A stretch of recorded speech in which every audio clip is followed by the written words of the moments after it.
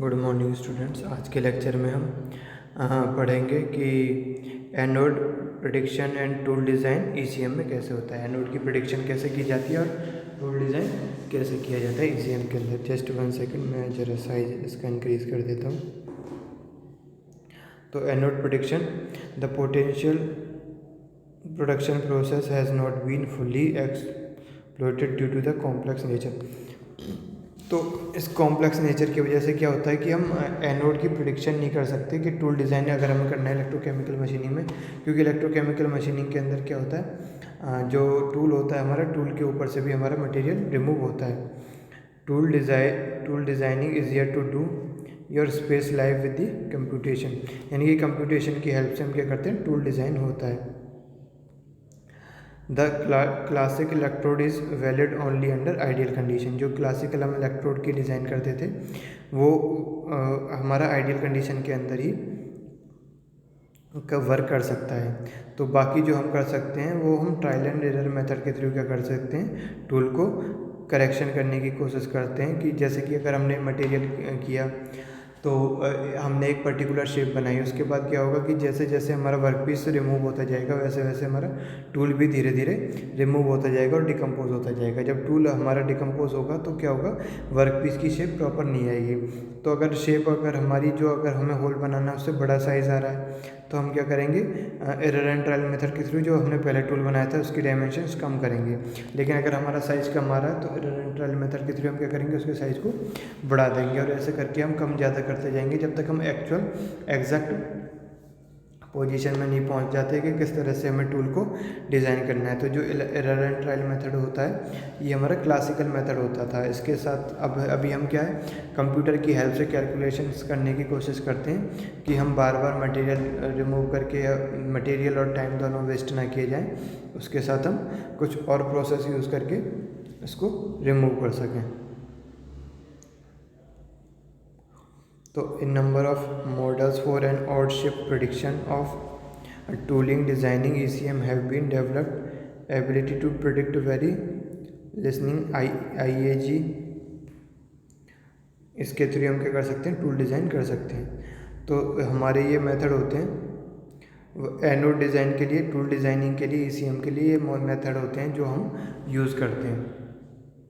तो tool design अगर हम ईसीएम के थ्रू कर रहे हैं तो वर्कपीस को अगर हमें एनोड बनाना है उसके लिए अलग शेप प्रेडिक्शन मेथड होता है, और टूल को कैथोड बनाना है उसके लिए अलग शेप प्रेडिक्शन होता है। यानी कि वर्कपीस की हम अलग शेप प्रेडिक्शन करते हैं और टूल की अलग शेप प्रेडिक्शन करते हैं। तो अगर हम सबसे पहले वर्कपीस की अगर हम बात करें तो सबसे पहला जो हमारा मेथड होता है वो होता है कॉस्ट थीटा मेथड, जो हम आगे लेक्चर में भी पढ़ेंगे। उसके बाद होता है कंडक्टिंग पेपर एनालॉग मेथड, उसके बाद पैरा, उसके बाद एम्पेरिकल अप्रोच, उसके बाद नोमोग्राफिक अप्रोच, फिर कॉम्प्लेक्स वेरिएबल अप्रोच, उसके बाद परट्यूबेशन एनालिसिस, उसके बाद फाइनाइट डिफरेंस मेथड, उसके बाद फाइनाइट एलिमेंट मेथड और बाउंड्री एलिमेंट मेथड। ये सारे मेथड हम यूज़ करते हैं पहले वर्कपीस की शेप प्रेडिक्शन के लिए। अब उसके बाद बात करते हैं हम टूल की डिज़ाइन के लिए। टूल की डिज़ाइन के लिए कौन कौन से, वर्कपीस की एक बार हमने शेप बना ली कि शेप प्रेडिक्शन कर ली वर्कपीस कैसा होगा, तो वर्कपीस की जो शेप आई है उसकी हेल्प से हम क्या करते हैं, टूल की डिज़ाइन करते हैं। तो उसके लिए cos theta method, complex variable approach method, finite difference method और फाइनाइट एलिमेंट मेथड और बाउंड्री एलिमेंट मेथड। अब बेसिकली क्या होता है कि जिस मेथड से हमने स्टार्ट किया होता है वर्कपीस को शेप प्रेडिक्शन, उसी मेथड से हम टूल डिज़ाइन भी करने की कोशिश करते हैं। जैसे कि अगर हमने कॉस्ट थीटा मेथड यूज़ किया है, मोस्ट पॉपुलर मेथड है, तो हम कॉस्ट थीटा मेथड से टूल डिज़ाइन करेंगे। फिर अगर हमने ये कॉम्प्लेक्स वेरिएबल अप्रोच के थ्रू अगर किया है तो कॉम्प्लेक्स वेरिएबल अप्रोच, और फाइनाइट डिफरेंस मेथड से अगर हमने वर्कपीस को प्रेडिक्ट किया, शेप प्रेडिक्ट किया है तो फाइनाइट डिफरेंस मेथड से हम टूल डिज़ाइन करेंगे। फाइनाइट एलिमेंट मेथड से अगर हमने वर्कपीस की शेप प्रेडिक्ट की है तो फाइनाइट एलिमेंट मेथड के थ्रू हम टूल डिज़ाइन करेंगे। बाउंड्री एलिमेंट मेथड के थ्रू अगर हमने वर्कपीस की शेप प्रेडिक्ट की है तो बाउंड्री एलिमेंट मेथड के थ्रू इसको आगे करेंगे। तो इसके बारे में हम डिस्कस करेंगे आगे। तो बहुत सारे हमारे मेथड होते हैं जिसके थ्रू हम कर सकते हैं। तो अब हम सबसे पहले anode prediction and tool design for ECM के बारे में पढ़ते हैं। तो सबसे पहला हमारा आता है कॉस्ट थीटा मेथड। अब कॉस्ट थीटा मेथड क्या होता है, तो ये एक मेथड होता है जिसके थ्रू हम जो हमारा इलेक्ट्रोकेमिकल मशीनिंग के अंदर जो गैप होता है इलेक्ट्रोलाइट आने के लिए, उसको हम कंसिडर करके चलते हैं कि ये एक पर्टिकुलर प्लेन में सेम होगा, उसके बाद अगर प्लेन चेंज हो रहा है तो ये चेंज हो जाएगा। तो एक जगह सपोज़ किया हमने कि इसकी डिस्टेंस मान ली हमने इक्विलिब्रियम डिस्टेंस वाई ई, तो अगर हम किसी दूसरे पर्टिकुलर पॉइंट पे वाई को कंसीडर करते हैं तो उसके बीच में अगर डेप्थ निकालते हैं तो पहले प्लेन और आपके प्लेन के जो परपेंडिकुलर हैं उन दोनों के बीच में जो एंगल होगा उस एंगल के कॉस कंपोनेंट से हम पहली वाली डिस्टेंस को अगर डिवाइड कर देते हैं तो वो डिस्टेंस बनेगी हमारी प्रिडिक्ट कर लेंगे हम कि हमारी किस तरह की शेप बन रही है, जैसा कि हम डायग्राम में देख सकते हैं। देखो ऊपर कैथोड है, नीचे एनोड है, उन दोनों के बीच में गैप बना हुआ है। तो कैथोड की जो शेप रहेगी वो जब चेंज हो रही है प्लेन वाइज, तो कैथोड की वजह से जो एनोड में मटेरियल रिमूव होगा वो अलग अलग प्लेस पे अलग अलग होगा। तो उसी को बस हमने मेज़र करना है कि कौन सी प्लेस पे क्या होगा। तो उसके लिए हम एक simple method cos theta method use करते हैं कि जिस किसी एंगल पे निकालना है उस एंगल से डिवाइड कर दो तो हम उसको निकाल सकते हैं। ये बेस्ट होता है मेथड, कंप्यूटर के थ्रू हम इसको इक्विलिब्रियम गैप निकाल सकते हैं और उसके बाद कैलकुलेट करके आगे हम इसको मटेरियल को रिमूव कर सकते हैं। तो ये एक मेथड हो गया जो हमने पढ़ा वर्कपीस में प्रेडिक्ट करने के लिए कि हमारा मटेरियल कैसा होगा।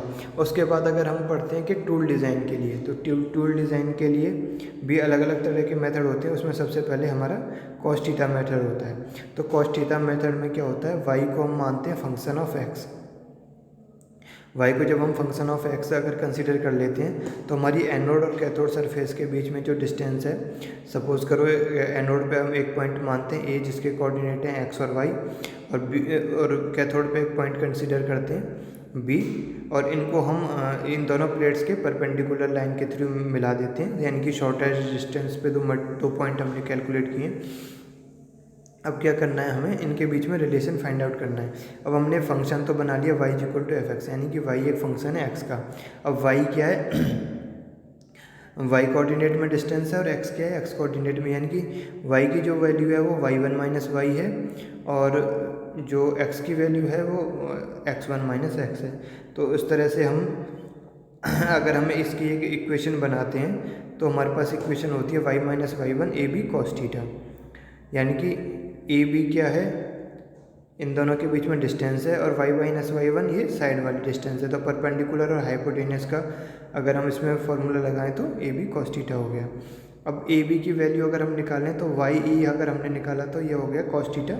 अब कॉस थीटा से कॉस थीटा कैंसिल हो जाएगा, Y minus Y one is equal to Y E. Simple है, क्योंकि जो वाई वाला कंपोनेंट था वही हमने वाई ई माना था, उसको हम मैथमेटिकली भी एक्सप्लेन कर सकते हैं या सिंपली हम नॉर्मली भी उसको बता सकते हैं। तो y minus Y one is equal to Y e हो गया और y1 plus Y is equal to y हो गया। तो अब इन दोनों से रिएक्ट करके हम आगे ये बता सकते हैं कि y1 plus Y is equal to y आ गया वहाँ से, ठीक है। तो ये उसके बाद दोबारा हम अगर लिखें तो हम लिखेंगे x1 minus X is equal to A B sine theta. तो x1 माइनस एक्स की वैल्यू होगी Y E upon cos theta into sine theta. तो कॉस थीटा और साइन थीटा मिलकर हो जाएगा टेन थीटा। तो यहाँ से इक्वेशन निकल के आएगी x is equal to x1 minus Y E tan theta होता है D Y by D X, यानी कि स्लोप होता है टेन थीटा।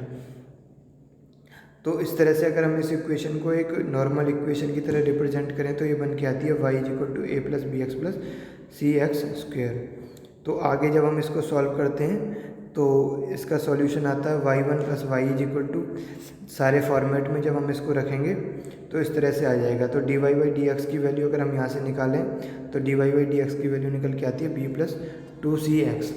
जब B plus two C X निकल आई तो एक्स की जगह रिप्लेस करके हमने एक्स की वैल्यू रख दी। तो D Y by D X की वैल्यू हमें बी प्लस एक्स वन और वाई ई की टर्म में मिल जाती है, जहाँ पे एक्स और वाई का कोई भी कोऑर्डिनेट नहीं है। जब हमें एक्स और वाई की कोऑर्डिनेट में मिल जाती है